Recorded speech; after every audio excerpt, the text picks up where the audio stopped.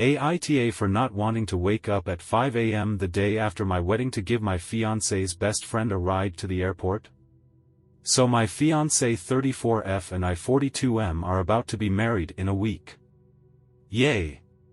We were having a very rare relaxing moment on the couch, given all the planning and errands that go into a wedding. As we're relaxing, her maid of honor calls. They're chatting, planning, and at one point my fiancé just looked at me, still on the phone, and said, "Oh hey, we have to give Lisa, maid of honor, a ride to the airport.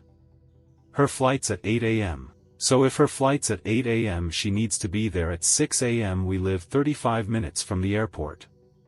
That means I'll need to be up around 5 a.m. to get ready and make sure she's there on time." I said, "Really? We have to wake up at 5 a.m. the day after our wedding to give her a ride to the airport? How about I get her an Uber? Does that work?" She gave me a death stare.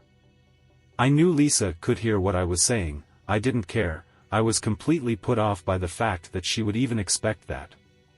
Isn't the day after your wedding supposed to be sleeping in, sex and relaxation? My fiancé is from another country, has been living as a US citizen for 13 years, has her license but doesn't like driving on the freeway. That's why she's asking me to drive and we all go. My fiancé included. I guess Lisa's husband won't let her take an Uber because it's too dangerous by herself. We live in Portland, Oregon, not Ciudad Juarez, Mexico. Not sure if he really said that or what. I do like Lisa though, so I'm leaning on doing it, but am a little, a lot, pissed. Still trying to find a way to get out of it and not feel like an asshole. Am I the asshole? Edit. So I read a comment that may help bridge the gap that I probably should have mentioned. May not change much for many of you, but it is something to consider. The culture she is from, she's Filipina, I'm learning, is bend over backwards for one another. She considers Lisa family, and this is apparently what you do for family. Some cultures are less individualistic than others. For example, I was kicked out of my parents' house at 16 for smoking pot. I became extraordinarily self-sufficient at a very young age. My fiancée lived with her parents and 3 to 4 other siblings until her first marriage at age 24. I almost gather that, in Filipino culture, they don't fly the nest until marriage or they have a job where they can send money back home to help support their family. It's just very much their culture and I respect that. However, the day after our wedding I still feel like a cab will be just fine. And that's what I'm proposing, and will call her husband and explain that it is safe. But I'm not doing it and neither is my fiancé. Edit. Lisa just returned from a month-long trip visiting family in the Philippines.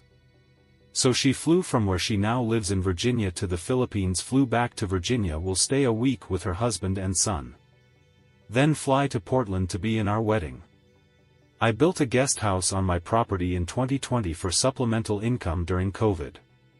She is staying there rather than at hotels because she is financially tapped from all the traveling and being off work so long. Last edit, we figured it out.